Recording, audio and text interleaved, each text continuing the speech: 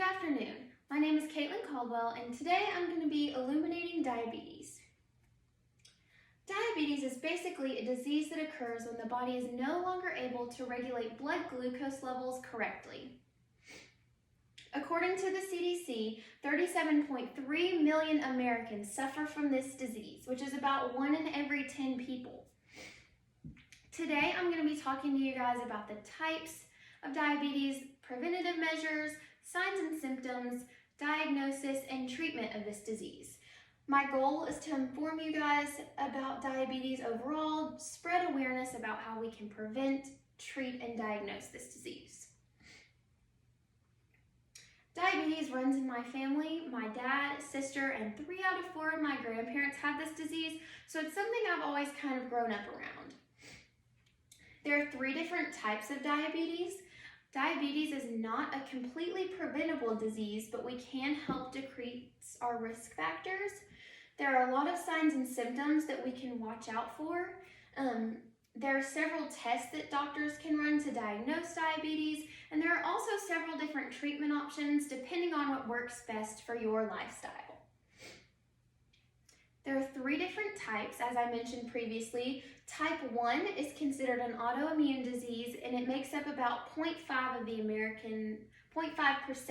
American population. Type 2 diabetes is categorized as an insulin resistance, and it makes up about 8.6% of the American population. And then gestational diabetes occurs in pregnant women, and this type of diabetes happens in about 9% of pregnancies. So all of these statistics come from the CDC, and that actually makes up quite a bit of the American population. So there are several things that you can do to reduce your risk factors for type 2 and gestational diabetes. Those would include exercising, maintaining a healthy body weight, and overall just eating healthy. Type 1 diabetes, on the other hand, is actually unpreventable because it is thought to be caused by an autoimmune reaction. There are also genetic risk factors for type 1, and it's believed to be triggered by something in the environment, possibly a virus. But basically what happens is the beta cells that are in your pancreas are destroyed and no longer able to produce insulin. So the signs and symptoms of diabetes, you're going to have frequent urination, you're going to be thirsty, extremely hungry, blurred vision, numbness or tingling in the feet and hands, as well as exhaustion, dry skin, slow healing, and being more prone to infections. Again, as a lot of these things can be paired with other diseases, so it's really important that we know exactly what to watch out for. So type 1 diabetes is going to have all these symptoms, and it can be accompanied with nausea and stomach pains, and those symptoms are going to come on a lot faster with type 1 diabetes in a matter of weeks, maybe months, and they're going to be more extreme feeling because they are going to come on more quickly. And type 1 diabetes is typically going to occur in children, teens, and young adults, but it can happen at any age. It's just less common. Type 2 symptoms, on the other hand, take years to develop, which is why a lot of times they can go unnoticed because they do come on so gradually. And this typically is going to occur in adults and increases with age. Your risk factor is going to increase with age. But recently it's been more prevalent in children as obesity increases in children due to our American diets.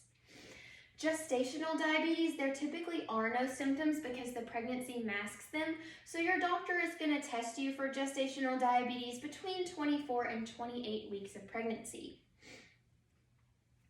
Diagnosing diabetes, your doctors are going to perform some type of blood glucose test.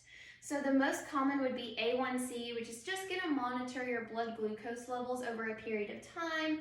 A fasting blood sugar test, which is going to measure your blood sugar after you haven't eaten anything. And then on the complete opposite side, we're going to do a glucose tolerance test, which is the most common and most reliable. You're going to drink a super sugary drink and then monitor your blood sugar over the next couple of hours to see how your body responds to that sugar. So when you test your blood sugar during these tests, anything under 140 is going to be considered normal. Ranges between 141 to 199 is going to indicate some type of pre-diabetes, meaning you're not diabetic yet, but if you don't change your lifestyle, you will become diabetic. And then anything over 200 is going to indicate some type of diabetes. So treatments and cures, there are currently no cures for diabetes, which makes it considered a maintenance disease because it doesn't go away, but there are treatments that we can do to manage it. Part of managing diabetes is going to be monitoring your blood glucose levels. This can be done with a finger pricker or a continuous glucose monitor that's actually going to be able to sit on your skin. Subdermally, there's going to be a little tube that's going to be able to tell you what your blood glucose levels are throughout the day and throughout the night. Gestational and type 2 diabetes can often be treated with diet changes in the less severe cases. So just eating fewer carbs, exercising more, living a healthy lifestyle is going to keep that under control. In more severe cases, medications such as a long-acting insulin or a pill to help you break down those carbs is going to be prescribed. Type 1 diabetes is a little bit more severe, and so those people are going to have a dose of insulin anytime they ingest any carbs to help keep their blood sugar within range. And those doses are going to vary depending on how many carbs you actually eat. People who use syringes and pins to just give themselves a dose every time they eat are also going to rely on what's called a long-acting insulin, like people with type 2 diabetes, to keep their sugar in check throughout the day and throughout the night when they're not eating. But those people who use an insulin pump are actually going to be able to use just a regular insulin because that pump is going to be able to administer low doses all day and all night continuously to help keep that blood sugar in range all the time. And again, that's just up to you and your lifestyle. So in conclusion, I just want to thank you guys for listening to my speech. Again, today we've covered the different types, ways to prevent, symptoms, diagnoses, and treatments for diabetes.